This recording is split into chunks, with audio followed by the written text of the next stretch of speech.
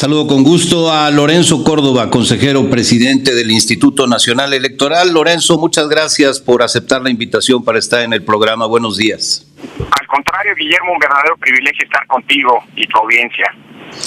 Muchas gracias. Bueno, decía yo al inicio del programa que el tema electoral está presente en la opinión pública, pues por diversas razones. Una de ellas es la reforma electoral o la serie de iniciativas de reforma electoral que tiene en sus manos la Cámara de Diputados. Pero bueno, ha habido otros motivos por los cuales se habla mucho del tema electoral, la irrupción de la Comisión Nacional de los Derechos Humanos en el tema. Y bueno, esto que surge esta semana de la encuesta que fue realizada o mandada a hacer por el Instituto Nacional Electoral, y de la que se ha hablado tanto en estos últimos días. Déjame iniciar preguntándote sobre esa encuesta.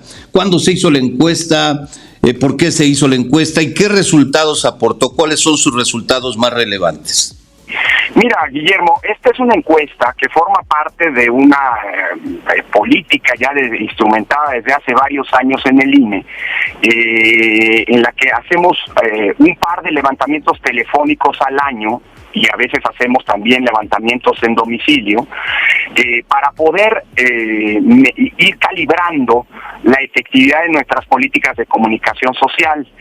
Es decir, si estamos logrando tener una penetración entre la ciudadanía, cuál es el aprecio que tiene el INE entre la ciudadanía, si se considera que hace bien o no su trabajo, para poder ir calibrando. Es como una especie de termómetro que nos permite ir ajustando nuestras políticas de comunicación. El INE vive de la confianza pública. ¿Tú te imaginas si la ciudadanía no confiara en el INE? ¿Cómo podríamos instalar casillas que son instaladas por ciudadanos que voluntariamente deciden trabajar con el INE? Por eso es importante para nosotros tener este pulso del humor público de manera reiterada. Ahora, estas encuestas también sirven para, dependiendo de la coyuntura, informarnos respecto de, o medir el humor público respecto de ciertos temas de coyuntura específicos. Por ejemplo, en la encuesta que se levantó en abril pasado, acababa de pasar la revocación de mandato, y ahí preguntamos, además de cómo ven al INE, pues cómo consideran que actuó el INE frente a la revocación, si ese ejercicio les fue útil, etcétera. Ahora, en el contexto de la reforma electoral, pues se consideró que era pertinente pues saber si la gente sabía que había una reforma electoral, que estaba discutiendo una reforma electoral, cuáles eran sus contenidos y también qué opinaban respecto de una de las encuestas, de las iniciativas, la más importante, por quien la presentó, que es la que depositó en el Congreso el presidente de la República. Ese es el contexto, es decir, es algo que hacemos ordinariamente. Ahora, estas son encuestas para consumo interno. Es decir, las hacemos no para publicarlas, sino para poder medir si vamos bien en nuestra estrategia de comunicación institucional o si hay que hacer, como te decía, algún ajuste. Sin embargo, como se pagan con recursos institucionales, siempre estas encuestas se colocan en el portal de transparencia, así que cualquier ciudadano interesado puede ir, puede descargar la encuesta, puede consultarla e incluso las anteriores. Así pasó con esta. El 15 de nosotros, la encuesta se levantó a principios de septiembre, por eso está midiendo el humor de la ciudadanía en estos temas a principios de septiembre, hace 2 meses. Y se nos entregó el resultado de la encuesta a los consejeros el 13 de octubre y el 15 de octubre ya estaba en el portal de transparencia. Por eso es absolutamente falso, una mentira. Es decir, que el INE ha estado ocultando, como algún partido y algunos funcionarios públicos han venido diciendo. Es literal y totalmente falso. Cualquier persona. Otra cosa es que no sepan usar los portales de transparencia, pero cualquier persona que se haya metido al portal de transparencia había podido ver desde el 15 de octubre esa encuesta, los resultados de la misma. Ese es el contexto, ese es el por qué se hacen estas encuestas. Ahora, que la gente opinó lo que dice la encuesta, pues sí. Otra discusión en la que yo no voy a entrar, eso se lo dejo a los encuestólogos, es si metodológicamente estuvo bien hecha o no. En fin, eso se lo encargamos a una empresa, se hizo una invitación a 3, en el INE, a diferencia del resto de las áreas del gobierno, no abusamos de las asignaciones directas, así que si una invitación, como se llama, restringida, una empresa encuestadora ganó y es la que levantó la encuesta. Entonces, Eso es lo que pensaba la gente hace unos meses. ¿Para qué nos sirvió esta encuesta? Bueno, pues para varias cosas. Primero, para saber que el INE sigue estando bien posicionado entre la ciudadanía. Hace 2 meses, la cantidad de gente que creía que el INE hacía bien su trabajo y que tenía confianza en el INE era 67%. Bueno, hoy las últimas encuestas de algunos medios de comunicación, entre otras del Financiero, Guillermo, pues nos arrojan que el INE ya subió. Algunos hablan hasta del 73%. Y respecto de la reforma electoral, pues esta encuesta hace 2 meses nos dijo de manera preocupante que solo el 27% de los encuestados sabía que había una reforma electoral y de qué se trataba. Por eso, en estos últimos meses hemos intensificado las declaraciones públicas, en fin, y hoy evidentemente es mucho más la gente que sabe que se está discutiendo una reforma electoral y sobre todo cuáles son los contenidos y las intenciones que están detrás de esas reformas, ¿no? Y eso es positivo, digo yo. Sí, bueno, probablemente una encuesta realizada hoy aportaría datos en esa materia muy distintos a la que aportó la que se realizó a principios de septiembre.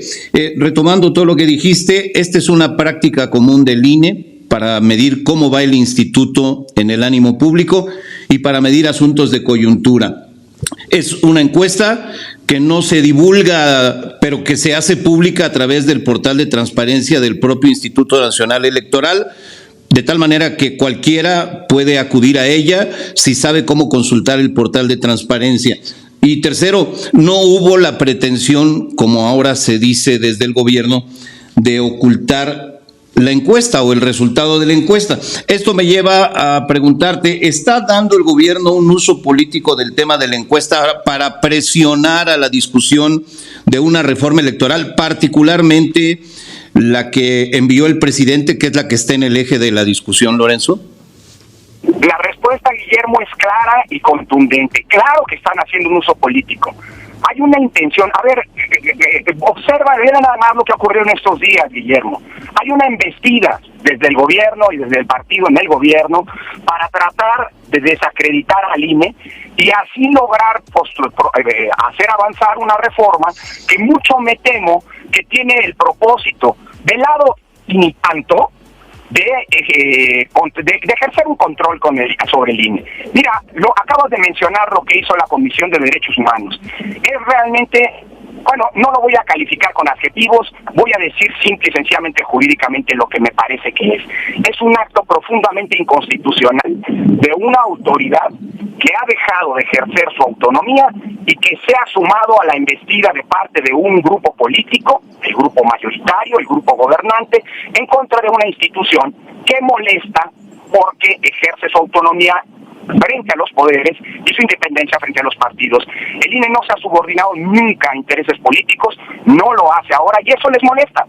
La sé, por cierto, un paréntesis, Guillermo, en los próximos días el INE estará presentando una controversia constitucional en contra de la Comisión Nacional de Derechos Humanos para que la Suprema Corte de Justicia restablezca el orden constitucional de un órgano que se pronunció en una materia que expresamente tiene prohibido conocer en la propia Constitución, que es la materia electoral.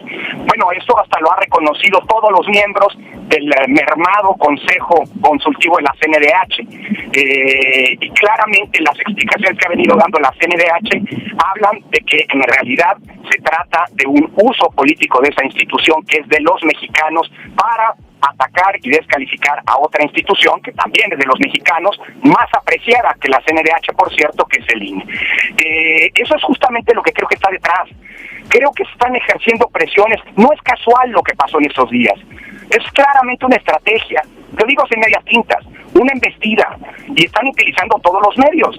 Mira, la descalificación incluso personalizada que hace el presidente de la República, sobre lo que yo no me pronuncio, pero que a mí me llama mucho la atención porque se asemeja muchísimo a la estrategia que el presidente de Brasil, Jair Bolsonaro, desplegó durante más de un año en términos de descalificar al Tribunal Superior Electoral de ese país, uno de los órganos electorales más robustos del continente, también denostando incluso de manera grosera, como ocurre acá, a los ministros integrantes de ese tribunal, e inventando que se iba a hacer un fraude en las elecciones a partir del uso de la urna electrónica, que en Brasil ha sido un instrumento de estabilidad y gobernabilidad democrática durante los últimos 25 años y que es absolutamente confiable. Es decir, la similitud es muy peligrosa, es un fenómeno en consecuencia global.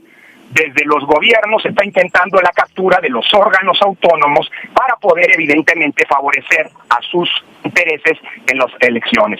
Yo creo que es lo que está detrás y creo que lo que ha ocurrido estos días es muy positivo. Incluso me atrevería a decir que la descalificación personal de la que he sido objeto tiene un propósito claro y específico: intentar provocar, elevar el costo para que yo renuncie. Y te lo digo así, Guillermo, yo tengo un mandato constitucional que me confió el órgano en donde está representada la nación, que es la Cámara de las y los Diputados, y que termina el próximo 3 de abril. Yo voy a cumplir mi mandato y defender al INE frente al acoso, a la embestida de que está siendo objeto, hasta el 3 de abril, cuando termine mi mandato. Creo que ese es el propósito que está detrás de todo esto, y creo que lo que ha pasado en estos días lo vuelve nítido y evidente. Pues sí, la verdad es que por más que trate uno de verlo de una manera distinta, lo tiene uno que ver como lo estás diciendo tú. Ahora, te pregunto, desde tu punto de vista, ¿es necesaria, pero más allá de eso, es oportuna, Lorenzo Córdoba, una reforma electoral en este momento? Mira, necesaria no. Y quiero ser claro, si vamos a las elecciones de 2024, que van a ser las elecciones más grandes de nuestra historia, tanto por el número de potenciales electores que estamos proyectando, llegará a 97 millones de electores. Nunca antes tantos posibles votantes habrán tenido el derecho de participar, de emitir su sufragio como en 24. Y por el otro lado, en virtud de la concurrencia de elecciones locales con las federales, nunca antes como en 24 habrán de disputarse tantos cargos electivos en las urnas. Así que para ir a esa elección hay que tener cuidado con lo que se hace, porque seguramente será, como ya estamos acostumbrados, elecciones muy competidas, elecciones muy cerradas, muy intensas, lamentablemente muy polarizadas, porque eso es a lo que se ha apostado, a polarizar a la sociedad mexicana desde hace ya varios años, y en consecuencia las reglas no deben ser objeto de una disputa. Así que si tú me preguntas si es necesaria una reforma, la respuesta es clara: no. Con las reglas que tenemos podemos ir perfectamente a las elecciones del 24.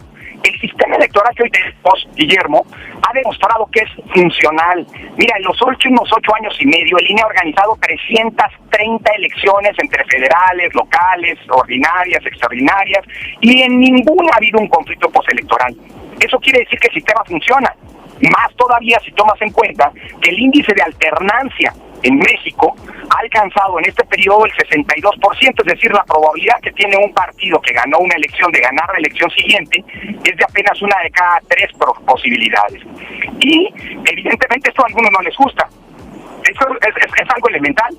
Las oposiciones siempre van a apostar para que haya alternancia, y los gobiernos siempre van a hacer todo lo que puedan para que no haya alternancia. Es obvio, a lo mejor esto es lo que está detrás de toda esta embestida que hoy estamos viendo. Ahora bien, el sistema, insisto, funciona. Ahora, ¿se puede mejorar? Claro que se puede mejorar. Así que sí, es pertinente una reforma electoral siempre y cuando se cumplan 3 condiciones, Guillermo. Primera, que sea producto del consenso, es decir, que todas las fuerzas políticas estén de acuerdo en jugar con las reglas que se van a cambiar, porque si no va a haber un problema en el futuro. Si aquí se mayoritea, y veo muchos ánimos para mayoritear, si aquí se mayoritea, quienes sean mayoriteados van a ser los principales detractores e impugnadores de lo que pase en la siguiente elección, y eso sería un riesgo. Eso ya lo vivimos en México. Segunda condición, que sea para mejorar lo que tenemos, porque si va a ser una reforma para quitarle autonomía a los órganos electorales de independencia, para desaparecer el servicio profesional electoral, que es la columna vertebral del INE y la garantía de que las elecciones se hacen con profesionalismo, si se le va a quitar el padrón electoral al INE para dárselo, qué sé yo, a Gobernación, si se va a desmantelar una estructura profesional, permanente, que da uno de los mejores servicios a la ciudadanía, que es la expedición de la credencial para votar de manera gratuita en todo el país, y se sustituyen estas estructuras permanentes por estructuras temporales, es decir, estructuras que se instalarán y luego se removerán, y quién sabe quién las va a integrar, si personal temporal. Entonces no vale la pena una reforma electoral, porque sería retroceder alrededor de 30 años y pues volver, a lo mejor como lo sueñan algunos, a que el gobierno organice las elecciones. Entonces, sí es pertinente siempre una reforma si nos sirve para mejorar esto. Y yo te diría una última condición: que si se hace una reforma se haga con la cabeza. Y lo que estamos viendo es pura bilis, es puro odio. Ve lo que ha pasado en esos días. Hay un profundo odio al INE. Hay un profundo odio a quienes encabezamos el INE.